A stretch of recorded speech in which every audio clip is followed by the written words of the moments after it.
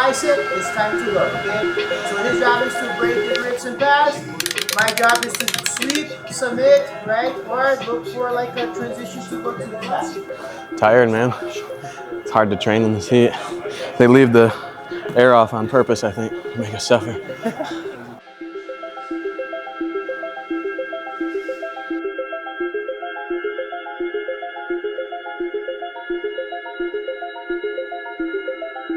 My name is Pedro Palhares. Last year was my first world championship. Masters 1 no-gi world champion. Pretty sweet. So I had a pretty good run last year, you know. Took some major medals home. I think I had like 27 gi matches last year. I only lost twice. 25 wins in the 22 by submission.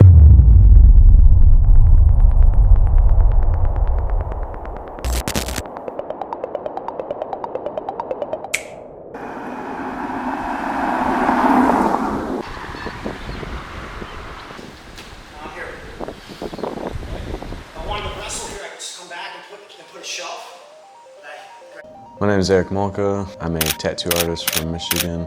Most of the time, people who train jiu-jitsu fall into one of two categories, either hobbyists or competitors. I've somehow aligned myself into both. When I signed up for the IBJJF Detroit Open, I had realized that I'm gonna need some extra training to be able to take on a task like this. And to put myself through that gauntlet, I decided to go down to Florida in 100 degrees and run myself near exhaustion every day with a competition team that is competition tested. On top of the gauntlet inside of Florida, I also opened up my own jiu-jitsu club inside my tattoo shop to get even more training as possible. I'm doing 6 days a week, and 3 of those are 2-a-days. So essentially, I'm at Thanksgiving one day and my cousin's like, you know, I've been doing jiu-jitsu. And I'm like, yeah, whatever, dude. Like, that doesn't mean nothing. I'll still beat you up. And he's like asking me to show him moves and stuff like that. And he can clearly tell that I don't know shit, but I didn't know it at the time. And he's like, you should just come into the gym and see what's up. And at the time, I'm benching like best I can ever do. I'm like in the best shape of my life. And I'm thinking, I'm like, you know, I'll destroy everyone. Maybe just the black belts might get me. And I roll up in the class and I'm like eyeing people down and I'm like sizing everyone up. I'm like, all right, these 5 dudes might get me, but everyone else, they're not gonna stand a chance. And then I proceeded to get tapped out by everyone in the whole class. Maybe 30 times that night. Even the owner's wife caught me.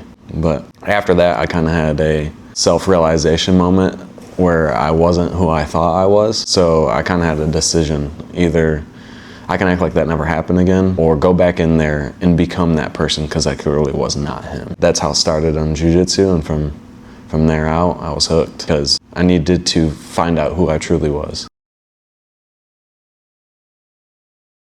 We're at Hayward Field on the campus of the University of Oregon in Eugene, Oregon, where Steve Prefontaine became one of the most charismatic and legendary distance runners in American track history. To hold off Williams, and he just does.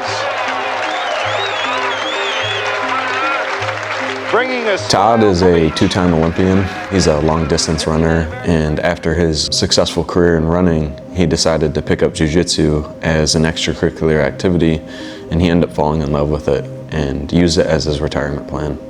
I'm very blessed that I get to train with someone as knowledgeable as Todd and as good as a leader as Todd. If you want to go far, he'll single you out and work with you personally. One of the things I love about him most, and I think this about Pedro as well, is they're true leaders. And what I mean by that is they're not, like, a lot of people think of the leader or alpha as like the guy who gets all the girls or like has all the money and like all these like superficial things, but in reality they're the people who gives their shirt off their backs. They're the people who suffers the most. They're the people who gives most of their time, you know, unpaid and undeserved a lot of the time. They do that out of love, and they do that because they're fulfilling their roles as men. And that's my favorite thing about Todd, and along with Pedro as well, which, as Pedro stated, he saw that in his dad and Todd as well. So Todd would always talk about how his coach, and his coach's son was like a phenom. And you know, like getting big in jiu-jitsu, you're always idolizing the people who are really good. And I was just inspired. He had a seminar out in Michigan. He had Pedro come teach a seminar,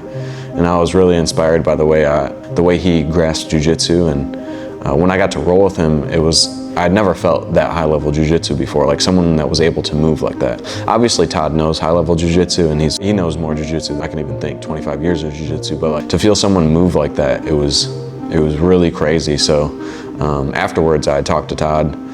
Todd had taken me on like a couple different trips. Like we went out to JT's gym out in New York and had a great time, and that kind of started my travel jiu-jitsu experience. And from there, I was like, yo, like, hey, can I go down there and train with Pedro and Luis? Like, is that something that you could hook up for me? And he shot a text over, and they're like, yeah, come on down, like Uncle Todd's kid, like fuck yeah. And as soon as I got down there, they treated me like family, and like got right in and started improving my game. And every single time I came back, I was sharper, I was better. All my teammates would be like, man, like you hit the level up, right? You ate the mushroom, right? And I got a little addicted to that feeling, and living that like surf jiu-jitsu lifestyle it's cool. It's a nice little escape from Michigan.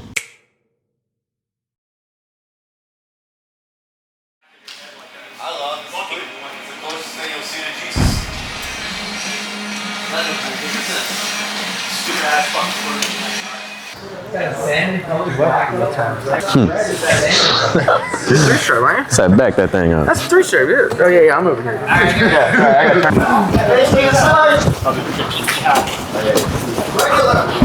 Yo, this is about to really hurt some people's feelings. If you a little sensitive, you might as well turn this joint off right now. Okay? How you afraid to drop a dime when you already dropped a dime? Got a wife at home, but you steady on my line. Talking about shorty, you remember when I grind slow? Did I really blow your mind though? Nah, you got me confused with your other boo. Yeah, every time I go to Jacksonville, I'll get exactly what I think I'm getting. Can of ass whooping, and that's what I go there for. I want to train with people who are better than me. I want them to beat me up, and because it makes me learn faster.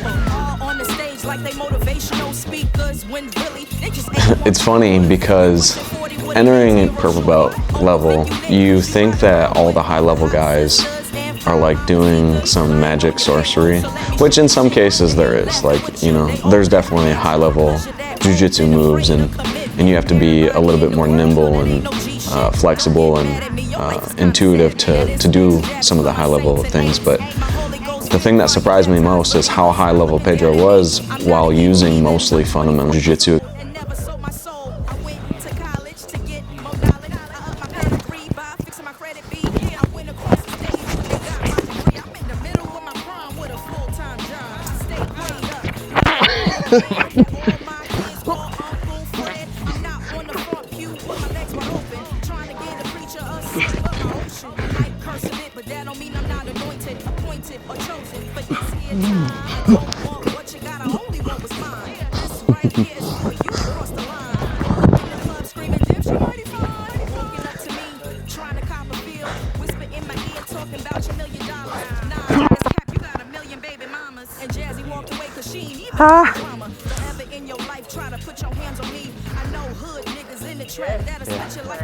No, it was.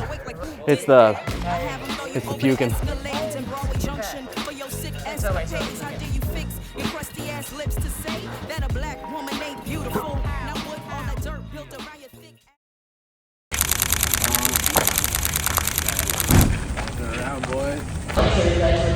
You're just going to reach under and grab the far elbow as well. Okay, second, or the first one I showed.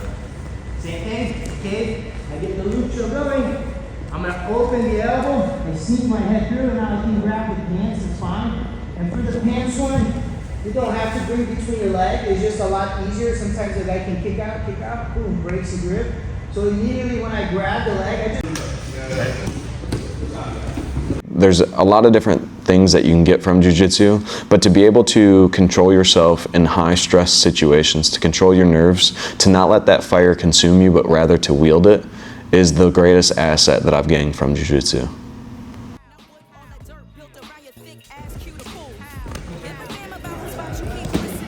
You don't even have one pot to piss in. Nah, son, you don't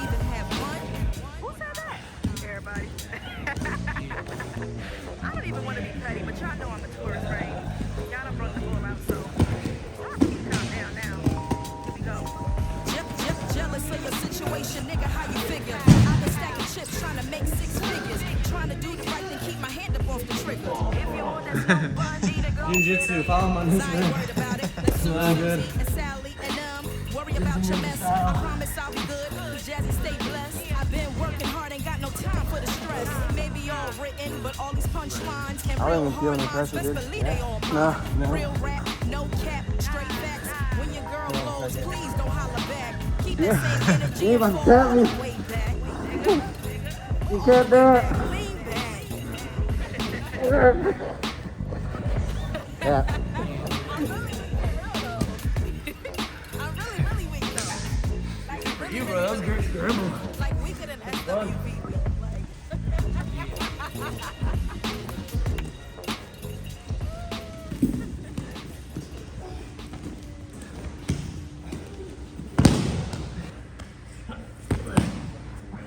I'm trying to. Come back, okay? No problem. Look right there.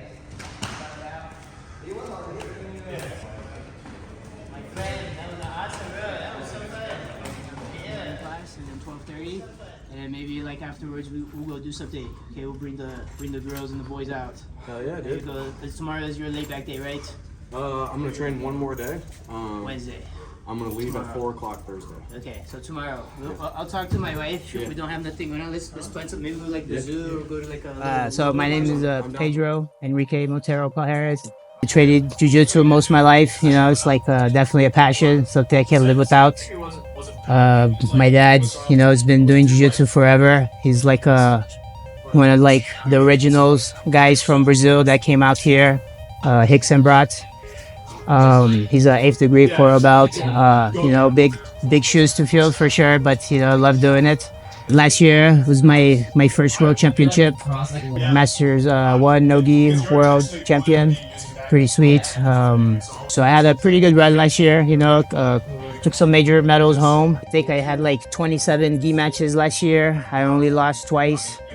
25 wins in the 22 by submission, so it was a pretty sick year in the gi last year. Really proud of myself for that one. This year is just the main goal is to become like multiple time world champion. I have 2 more opportunities this year, Master Worlds and then no-gi Worlds. That's the plan for this year. But I really like you know, dedication, focus. You know, is the main thing to do to be successful in the game. You know, I'm here with my good friend Eric, you know, showing him a good time here in Florida, show him how we kind of do things a little bit around here.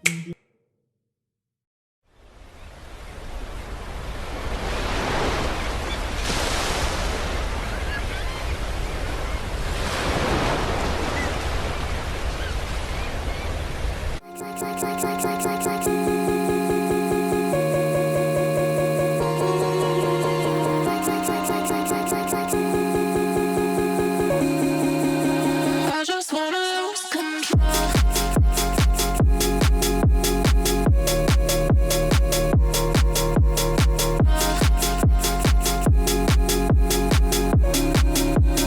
I just wanna lose control.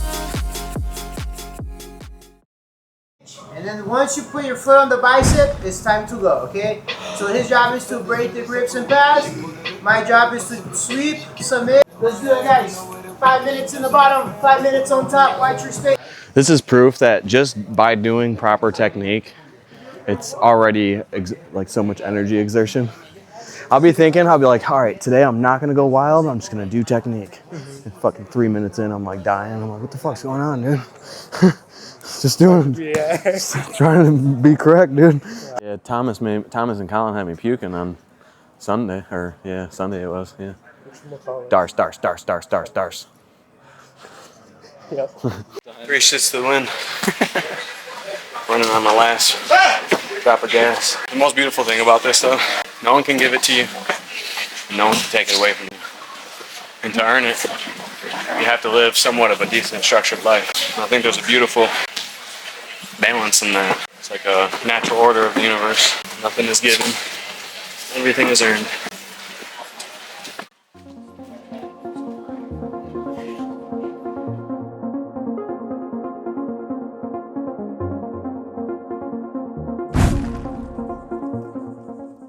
So you think with the extra weight, it like slows you down or something? Like what? Like, You're gonna be at the same school. I don't like slow pace game. I like to push it, man. And when I'm heavy, it's like I'm trading speed for strength, and speed beats strength every time, bro. You know? does it? Oh yeah. It's like if I can get to you before you use it, right? Damn, that so. I really need to work on my cardio then. Yeah. Because that's the hardest thing is keeping up that high pace. I've always had like really tough rows, hard rows, but like I don't know. I've always trusted myself not to like feel more than I need to, you know. Especially like with the beginner guys, man. It's like, you know, they have so much to prove, or they want to like show like how good they are. But it's like, you know, it's like I think one thing you really get out of jiu-jitsu is like self-control, you know. Yeah. And if you're like high level ranking guy and you're still hurting people at like a black belt level, it's like you shouldn't be on the mats, or you should be competing, you know, getting that anger out on the mats, you know. So. I 100% agree. We had a guy get his blue belt right before I left, and Todd was sending in upper belts to, you know, like, yeah, exactly. And almost everyone went in there and was like going balls to the wall. But there's this one guy, his name's Dave Cox. He's a 4-stripe blue belt. He's 50-some years old. He could probably win Masters Worlds, right? He's that good. He's really fucking good. And he went out there and let Bobby tap him. And like you could, he was giving him a good look. Like it wasn't like he gave it to him. Yeah, like but and I was just sitting there thinking, I'm like, what a beautiful ego, you know? Because like he's got his blue belt. Yeah, like he could have destroyed Bobby if he wanted to, but he went out there and let, because like he could tell Bobby was getting frustrated, right? Like everyone's out here fucking me up on my big day, whatever. So he's like, you know, I'm gonna let you get a licking, you know? And I looked at that, I'm like, I was inspired by it, to be honest. So like what you're saying, absolutely true. It goes a long way, man. So like his probably trading mentality will be different than everybody else, because everybody else that probably went through that and, you know, went through it, they're like, man, I can't wait until it's the next guy so I can do it to him, you know? Another takeaway I have from Dave, and like how he has no ego at all, as far as I can tell at least, is he progresses way faster than everyone else too. Because like he's just doing whatever he's trying to do, and if he gets caught, it's no big deal. Man, it's like, it's the thing, man. It's like, you know, ego, of course, like everyone has like some of it, a little bit, but like, you know, especially when you train every single day with people, it's like, if you feel some type of way about somebody catching you, it's like, you're never gonna be able to do like, get better and do like new games, you know? Yeah. Because a lot of times it's like when you know you're gonna roll with like someone tough, like you were saying earlier, man, like you're gonna bring your freaking A game. Especially with your toughest rolls, you know? You might not want to, bro, but it's like that's how you figure like out what you're doing right or wrong, you know? You know, at the end of the day, they're your teammates. You know what I'm saying? So it's like that's how you have to view it. You can't be thinking like, oh man, this guy tapped me. It's like, yeah, man, it's your teammate. You know what I'm saying? This guy rolls with you like 1,000 times a year. He's gonna start figuring out a little bit of your movements. You know what I'm saying? Maybe not all of them, but a little bit. Yeah. Yeah, that's one thing I've been working on lately, because you know, like I know the day's gonna come where some good blue belt comes in and tunes me up. You know, I just need to get more comfortable with that right now. So rough upbringing. But I mean, like that's the reason, you know, like I'm out here, I'm like building my life up, but not, it's like do hard things, because it's like I don't want to forget that hunger of like living in my trap house. Like I need to grind, you know, like I need to. Don't get comfortable. Exactly. Yeah, for sure, bro. And too humble for sure, man. You know? I even tell all my guys and like everyone around me, I'm like, yo, check me if I say some whack shit, you know, like don't let me walk around here delusional, you know, like. You know, so you got real friends. But yeah, man, I don't know, bro, like, I feel like family, you know, it really helps, you know what I mean, like, growing up, man, but, like, man, you have to, like, appreciate them, too, you know, for sure, bro. Like, man, I love my brother, and, like, we have, like, our ups and downs throughout the year, you know, but I always love him, man, you know. When I was 20 years old, I had gotten a message from someone, and he goes, hey, is so-and-so your dad? I look at his profile, I'm like, yo, this dude's my brother. No way. I message him, I'm like, yo, are you my brother? He's like, yeah, dude. So we meet up. Okay. This dude's, he's a black belt in striking, right? And he's like, yeah, I do jiu-jitsu too. And I'm starting jiu-jitsu at the same exact time. And I'm like, what the fuck, dude? Like, so we end up being best friends and shit. And he got with this girl, and she got deported. So he followed her off to New Zealand. So now he's in New Zealand training and living and shit. And yeah, but just a crazy little story. But such a good like, cause he was gonna build the gym with me and shit, and like stay in Michigan, Yeah, and like he was helping me build up my tattoo shop and shit, and you know things happen. It is what it is. But how did he find out? Did your dad tell him like, hey, you might have some extra kids, or he No. just kind of figured it out on his own? No, so my dad actually died with the secret. Like he denied it and denied it and denied it, and we all like I never even knew I had a brother. You know, like it's just a secret life this dude lived, right? I wish I would have known about you. You know, like and we became best friends. And like honestly, when he left, bro, like. You know, I'm like, dude, this is my best friend. You know? Yeah, for That's sure, my main training partner, and like. Oh, really? Yeah. Oh, yeah. And Awesome. he's like 6'1", 250 pounds. So it's like that's the guy I need. You know, like you know, come put that pressure on me. For sure, bro. That's awesome, dude. But he's still out in New Zealand doing his thing.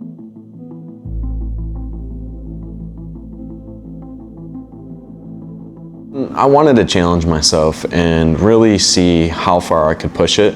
Like, I don't want to be 90 years old and look at myself in the mirror and been like, damn, you could have won some shit, you could have been great if you would have just tried. So going into that philosophy, it's like, if you try your hardest, if you train your hardest, if you put everything down on the line, if you do everything you possibly can do, then it releases that pressure, because if you lose, it was just because the dude was better. You did everything you could do. There was nothing else that could have been done.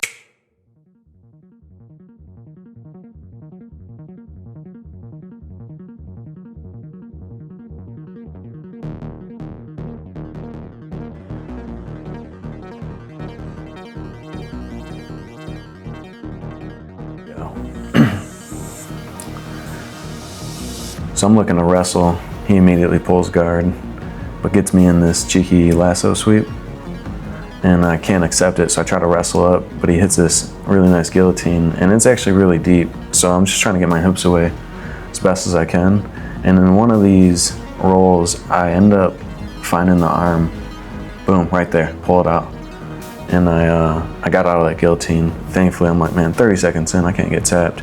He ends up making a mistake right there, which ends up giving me top position. Which is what I wanted anyways. I wanted to be able to pass his guard.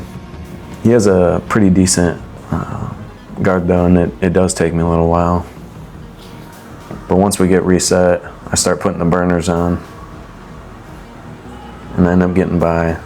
And he's framing away too hard, so it's let me snatch up this very traditional armbar, and then he uses the hitchhiker because I don't have that leg over fast enough, but then I just counter it, and I hear a little snap, crackle, pop.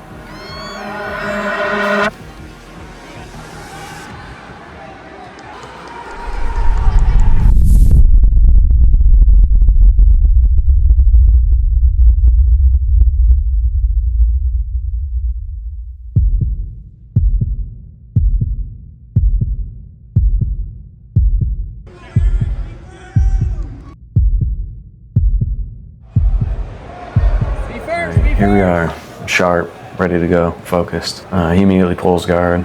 I'm like, sweet, trying to pass anyways. He actually had a really good guard too, and then he tries this cheeky little ankle lock. But there was too much of a gap, so I was able to pull my ankle out and then start passing again. Watch that foot. He gets an advantage for that. Now I just start blitz passing, knee cut, blitzing, and I end up getting past, but I'm overzealous. I follow this arm. I'm trying for an arm bar initially, but he has it in locked tight, so I transition to a Tariqa Plata. And in my adrenaline stage, not thinking, I grab an illegal grip right there on the pant leg. He's really upset about it, but honestly, I don't think it's that big of a deal.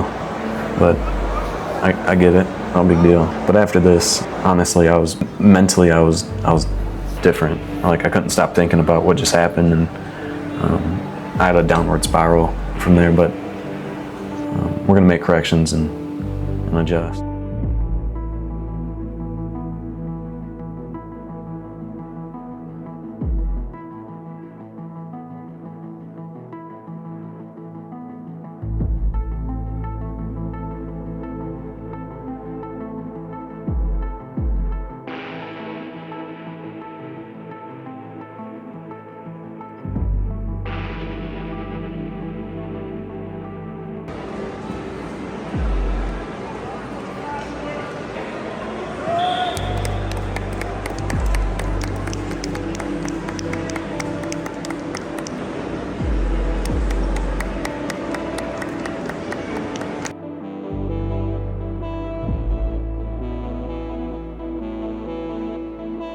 Yeah, honestly, my feelings on the podium weren't necessarily positive because I'd really wanted the gold, and like I had stated earlier, like those layers get peeled back during competition, and you let things slide that you wouldn't normally let slide, and that was definitely a situation there. And I went back to my team, talked about what we're gonna do to fix our games and to implement new things into our stuff to have success in the field. And I was just happy everyone came out and supported and had a good time, and that's really what it's all about is the community and hanging out with your buddies and doing your best. A big part of being a man is climbing that mountain, you know? And if you can do it with your friends, it's a great experience. I'd recommend jiu-jitsu to anyone. You don't know what it feels like to have a true brotherhood like that.